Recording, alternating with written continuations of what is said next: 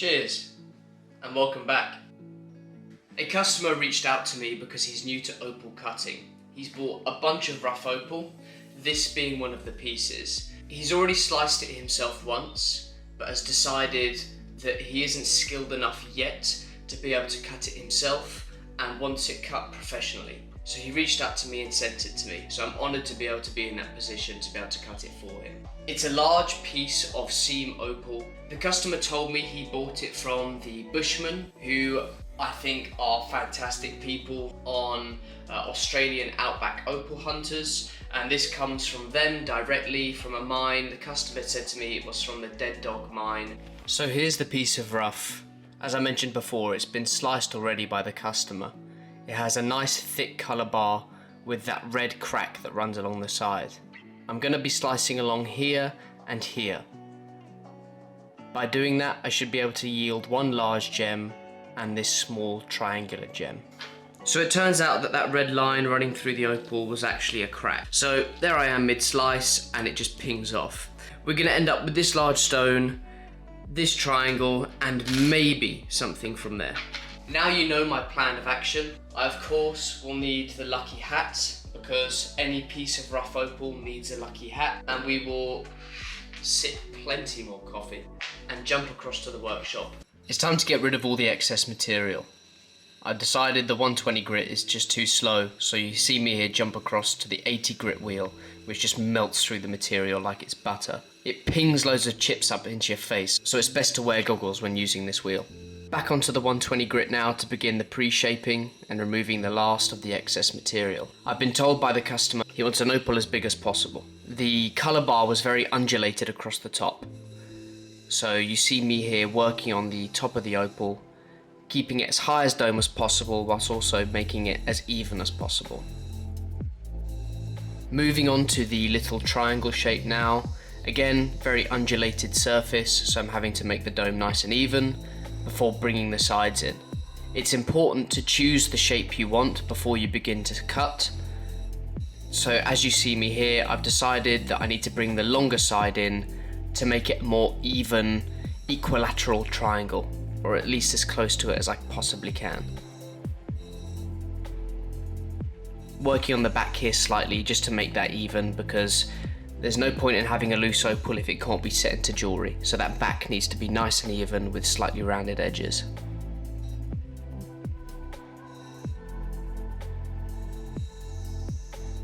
On to the last offcut. The crack went very deep. As you can see underneath, there's a lot of material that I need to play with in order to make it sit nicely if it were to be set. Ovals sell easiest when it comes to opal, so I'm going to make this one an oval. The colour bar is very thin, so I'm having to work very gently on the top of the opal, allowing me just enough material to be able to make a dome, whilst also removing as much of the cloud in the face as possible. This piece is a bit of a gamble. I wasn't expecting anything to come of it, so I'm going to try my best to make at least a small one.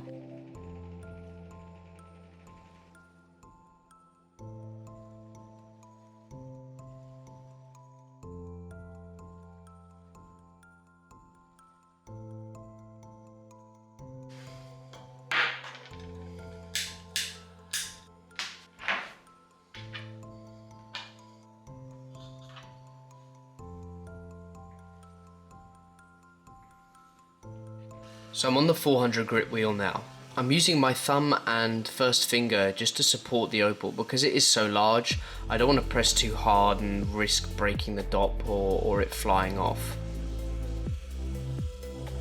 Because the shape is going to be like an elongated parallelogram of sorts, the hardest parts to make symmetrical will be the corners. So you can see here I'm focusing on the corners and just having a look at it and making sure it all looks symmetrical.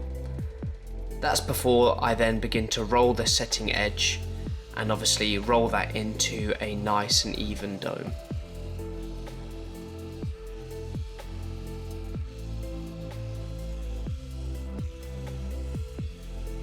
I have to apologise here.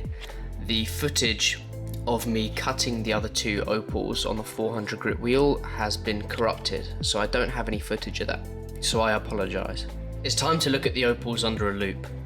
I'm turning my hat back to front, not to look cool, but just so I can make sure there's enough sunlight hitting the opal, so I can make sure that I can see any imperfections really nice and clearly. The importance of this process cannot be understated. You need to make sure that all the scratches or chips are out of the face of the opal. If you don't, by the time you come to polish the opal, they will be clear as day. So you need to make sure that absolutely everything is out before you move on to the next stage. It's time to start the pre-polish. This obviously begins on the 600 grit wheel and moves over to the 1200 and then 3000 grit wheel. This is such a large chunk of opal, this first bit here, that I really took a lot of time just to make sure all the scratches were out. I'm working on the setting edge and obviously those corners as well that I mentioned before. The smallest one didn't need that much time because it is such a small opal and all the work was done on the previous wheel. This was a very quick pre-polish. I moved the stones very quickly on this wheel to knock out any hard edges and obviously make a nice and even finish. And obviously, last but not least, is the triangle shape.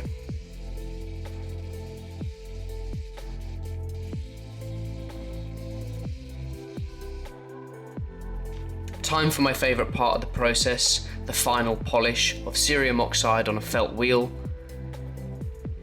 It's important you make sure that you not only polish the top, but also the sides of the gem to make sure the whole thing has a mirror polish and shines nicely.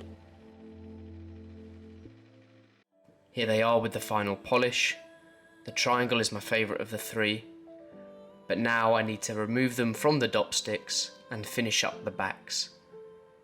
That way they have a nice setting edge on the back and would sit nicely in jewellery. Here they are.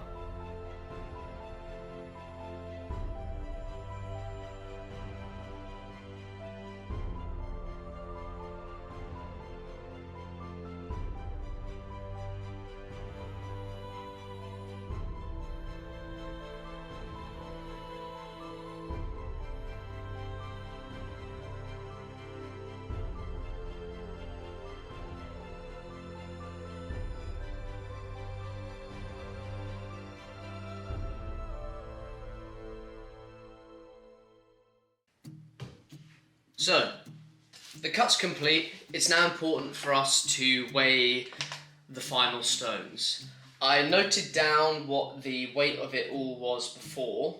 So the big bit was 38.9 carats and the smaller offcut was 6.5 carats. The customer that sent me the opals to cut made it very clear that he wanted as big a stones as possible. Obviously, with the crack that ran through it and where the colour sat, we've managed to make 3 separate stones, with one of them being very large. So I'll weigh the smaller of the 3 first, the little off-cut oval. It weighs 1.85 carats. The colour play is very minimal and it's a brightness of 1, maybe 2 at certain angles. So 1.8 carats. I'm a wholesaler and I say this every time, so my prices are a little bit different, but I think you could probably ask about £30 for that stone. Again, if you're selling it to the right person or not at wholesale, you could probably ask about 50, 60 odd maybe. The largest stone is coming in at a huge 16.135 carats. Now that is a massive opal. Huge. I mean, it'd make a fantastic pendant, or if you wanted a ring with that in it, I mean, you're just going to be showing off, but it's possible. So 16.1 carats, brightness of 3. It is very milky.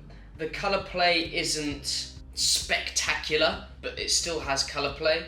16 carats, I reckon you could ask, again, wholesale, £700 for that stone. I don't think that's a bad thing to offer. You could definitely ask for more if you find the right customer. I wouldn't be surprised if some people ask like $100 per carat for a stone like that. So you could £700 plus. I mean, you could make over £1,000 if you wanted to. If you find the right customer or find the right buyer, over £1,000 for that stone. I've seen material like this set into rings, vintage rings, at some clients' jewellery shops have stones that look exactly like this, and they're worth thousands. So good, great stone. Now the last and my favourite of the three is the triangle. The reason it's my favourite is because the brightness is the best, the colour play is the best, so for that reason it gets my vote for the best. At 3.6 carats, well 3.62 carats, it's not an oval, again, so freeform shapes, I've said this before, are worth a little bit less. They don't sell as easily, so again, something like the larger stone, it won't sell that easy, but big opals are high in demand. So 3.62 carats, brightness of 3/4, airing on the side of 4, nice colour play, flagstone pattern. It would make a pretty cool pendant too. I reckon you could ask 200 for that stone, at least 200, so about 50-ish a carat. I think for a stone like that is very fair, and you should hopefully be able to sell it quite easily.